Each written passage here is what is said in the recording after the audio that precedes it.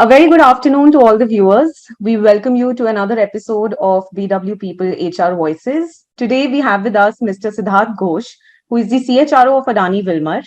He joined Adani Wilmar in 2019, and prior to this, he worked as the HR head for several organizations such as Reliance Industries, Aditya Birla Insulators, Jindal Steel and Power, and Coal India Limited. In his long career span of over 3 decades, he has also worked in core sectors such as coal, steel, oil and gas, and more as a generalist, as well as in the specialized role of an IR expert. Firstly, welcome, Mr. Siddharth. Thank you for being here with us today. Thank you very much. Sorry. So, today's conversation is going to revolve around the topic of effective performance management and ensuring fair appraisal for employees. So, Mr. Siddharth, how do you think the HR professionals that the performance management system is fair and unbiased in evaluating the employee performance? And also, what are some of the active steps that the HR professionals or the HR leaders of the company can take in order to minimize these potential biases and ensure a fair evaluation of employees? Yeah. So first of all, let us take an example of a FMCG company where I'm currently in. Typically, if I take the example of sales personnel, their targets are fixed, okay, and it percolates down from the top. It cascades down from the top, okay. So the very first exercise, what we do is, we all the leaders, we sit together and we finalize the yearly target for the organization. What would be the top line and what would be the bottom line? And basis that, MD creates his, targets. All right. And simultaneously, it is being cascaded to different verticals like sales and marketing, sales head, marketing head, Horeca business, manufacturing, and various other functions. Okay. So as HR, what we do, we quantify, we always create a measurement of all those targets, which is very, very important. If you really wanted to have a fair evaluation of individual, then it is very important that how you measure their performances, and there should be some kind of benchmark, there should be some kind of milestone one has to achieve. And once it is supported with the data, then your work becomes very easier, right? So we automated the entire, performance target of each individual on zone wise, because in every FMCG we have zones. The entire geography of the country is divided in 6, 7, 8 zones. And those zones have their own target to achieve. And at the same time, different cost centers and different states, different towns are covered in that, including rural area. So this is something what we do very meticulously, and we do our evaluation every quarter, because once we do it in a year, then probably there are so many things we left out with. So we make a point that every quarter we must have an evaluation, and we capture all those data. And simultaneously, it happens every 3 months. And at the end of March, in fact, we do it in February, and we extrapolate the numbers till March. And by March end, we are done with our performance appraisal in totality. And the month of April payout, we do the increments, promotions, all payouts are completed by 31st of April. So that is what we initially, there were so many teething problems, but now for the last 2 years, we are absolutely through with this process. And it is all the credit goes to the IT. They have created a fantastic dashboard for us, and everything is all the informations are captured through a software called Darwin Box, and we follow that, and everybody has to capture all the data, all the comments in the Darwin Box, and we have a clear-cut dashboard in front of us so that we can evaluate. And if there is anything which catches our eye, which we think that this is not appropriate, then immediately we intervene with the managers. All right, and we take a proper feedback from the managers as to why such adverse comments or why such negative comments are coming. Identify that what are the areas that any individual is not performing or he is performing very nicely. So we have all those metrics, and accordingly we put them through, into various developmental initiatives, which is done by the company, including creation of various academies, and wherever the need is, we very meticulously do that. So as an So organization, you are trying to, evaluate the employees very fairly, but sometimes it happens in large organizations where the employees don't feel satisfied with the appraisal process or the evaluation process, let's say. They feel dissatisfied or they feel that there have been biases in the process. So when such issues arise in the organization, how do you, as the CHRO, or for HR professionals also, how should they address these concerns or issues that have been rising from the employee's point of view? yeah. So first of all, there we always always ensure that the manager has a clear-cut conversation with his subordinates, right, at the time of appraisal, and a very clear-cut message should be given. So we divide the entire HR team in various groups, and they in turn support the managers while having such kind of conversation. So at least one HR personnel is always present for any individual conversation which happens. Performance conversation. So there we find out, that what are the requirements the employee is seeking for, or what are the drawbacks. Even sometimes the managers are biased, sometimes the managers are having some prejudice, and when there is a presence of HR folk at the time of discussion, then probably those things are controlled. It comes to our knowledge, and accordingly all the required interventions are. Right. So as the CHRO, how do you ensure that the performance, feedback that you're giving to the employees, it's constructive and actionable? Because sometimes the employees take it to their heart and they feel really, demotivated about the feedback that they've gotten from the top management. So how do you think the feedback should be constructive and actionable? And what are some of the resources or support mechanisms that should be available to the employees to address the performance gaps that the managers have evaluated in their performances?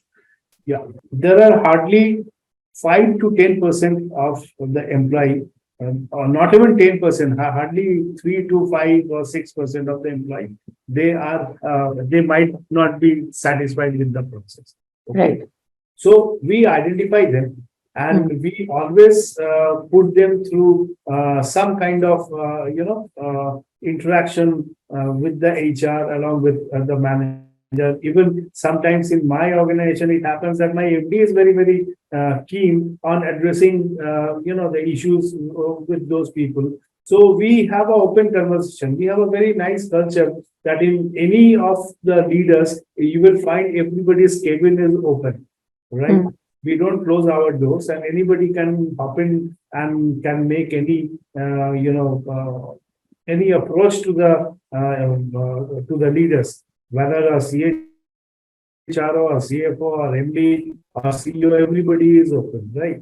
So whenever we find out such kind of biases or people are not happy, so we always have open conversation. And as HR, we identify what are the gaps they have, and we put them. We don't want anybody to leave us, So we always put them through various developmental initiative, and we wanted to improve upon their competences, which are they lacking. And there we, during the quarterly evaluation, whenever there is any gap, we always provide them coach. We always provide them kind of a buddy and we keep a close watch with the employee whether he is comfortable going forward in terms of achieving the required numbers or not, what are his problems. So there is always a constant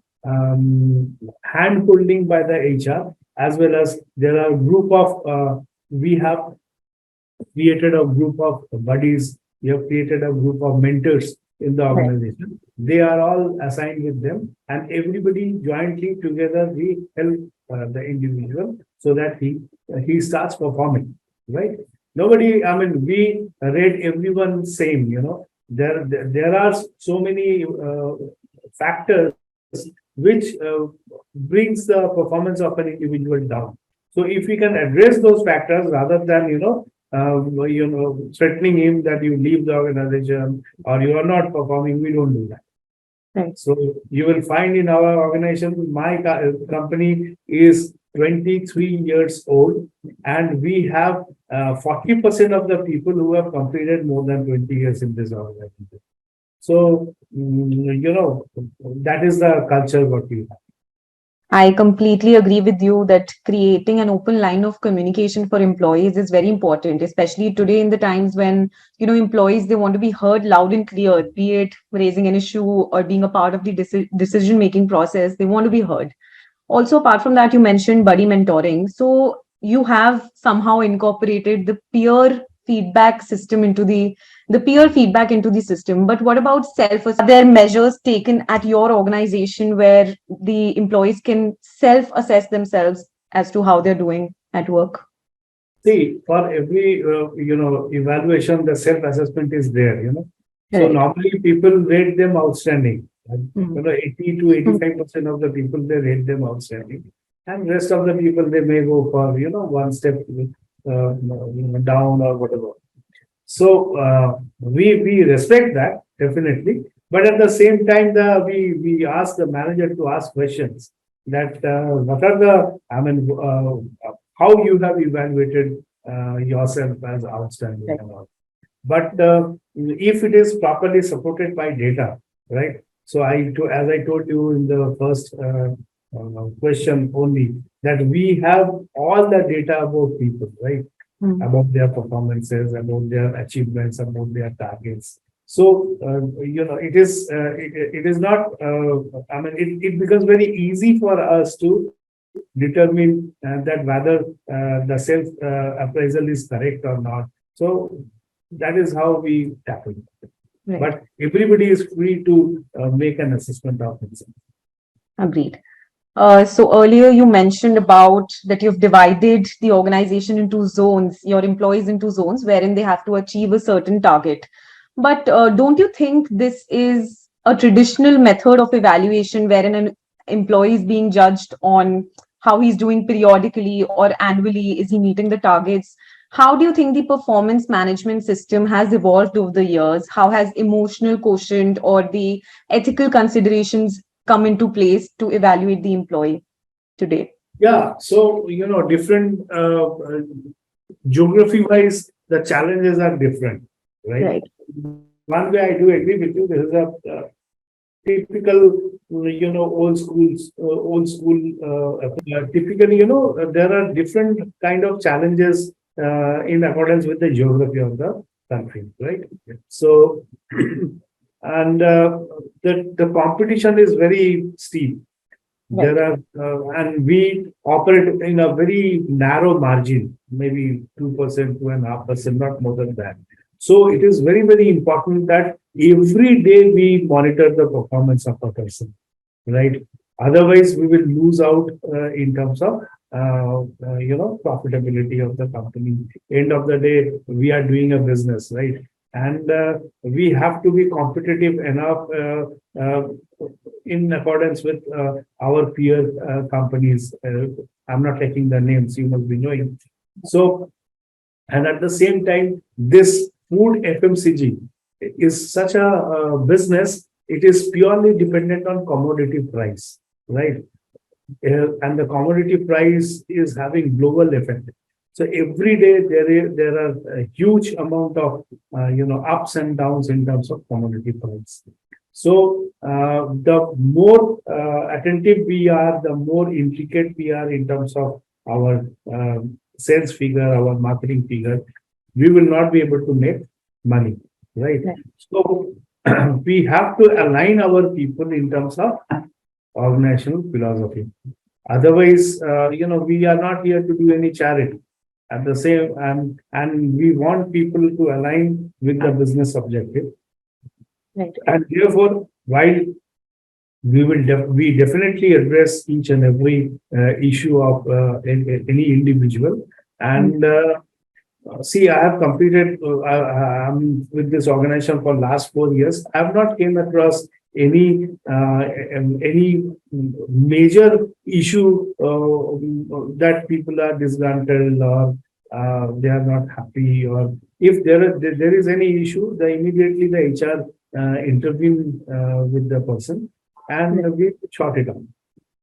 And we give enough space to our people. Of course, completing one beat comprising, say, 30, 35 outlets a day is a hell lot of a job. It's not that easy. People have to walk through, sun, rain, everything. And that's a very difficult job the sales personnel they are going through. Therefore, we take special care for them. And they sometimes go by bikes, they sometimes go by cars and all. So we provide all the support, including if somebody is using bike, we will provide them necessary biking gears, helmets from the company so that we is safe. So those are certain things, and we constantly take feedback from these people, right? Every month there are 3-4 sessions of feedback which the zonal HR they normally do, and they forward those feedback to the corporate office for with proper analysis, and by that feedback, we make our strategy that what next we need to do. So all those issues are very well taken care by the company. So, Mr. Ghosh, when we talk about ensuring fair appraisal, DEI is a concept which is very, very important in today's date. So, how do you, as the CHRO, incorporate diversity, equity, and inclusion into the system? And are there any specific measures that you're taking to prevent biases related to gender, race, or other, such protected characteristics? See, in our organization, if you talk about the gender ratio, Right. there had been a huge gap, right? But for the last 4 years, slowly, we started, bridging the gap a little bit. And today we have good number, and I don't want to, come for the percentage, etc. But we have good numbers, and we have already taken a call that going forward we will be hiring more female, whether she is a graduate engineer training or a management training, or because every month we have influx of more than 170 to 200 new new blood in terms of GT, sales executive, and management training, etc. So I ensure that at least 30-35% we should have female, and that we have. And currently we have a good number, and we are very particular about the well-being of female. Recently, if you check the LinkedIn, we have a special leave policy for all the female employees that they will be getting a leave every month, other than all other leave she is entitled to during her menstruation cycle. And if she wants, she can work from home or she can take rest at home. So this is what we have. Just 3 months back, we started this policy. And secondly, we ensure that each and every employee in our company, more than 4,700 employees are there, we have a structured training program, and post training, we ensure that everyone gets every year, at least once. if they don't undergo that post training, then we stop their appraisal. I mean, we don't release their promotions or increment or anything. So either way, they have to complete this training. So the training department has taken very serious note, whether it is a online training or a in-person training or a training through Zoom or Teams. One has to have that post training in accordance with the law, and we have more than 25 trainers in post, and almost every day the post training is happening. So we are very particular about that, and even we have monthly magazines, and we put maximum descriptions, maximum weightage to our female employee. So this month, this magazine was there. You will find all female faces here. Yes. All the new female employees they have joined. So this Yes. is the cover page. So that is how we address, and all the female employees, they are extremely happy. If you go to the LinkedIn, they keep on posting about the culture of the organization. So I, as a CHRO, feel very proud about this. So, sir, these are some great initiatives that Adani has been taken, and I think the employers or the HR professionals watching this video, they're going to take a lot of inspiration and implement some policies in their organizations as well. So, any last piece of advice for the employers, the HR professionals, or the employees watching this video? I think we should be as an organization, we should be very, very humble. There is a proverb called respect begets respect. So we should respect each other, even whether he is a housekeeping worker or a sweeper. He also deserves the same kind of respect what I feel I deserve. So respect for our own employee is and our stakeholders are very important. And the culture, there should not be any barrier in terms of hierarchy. People should feel one, and we should work as a team and not as an individual.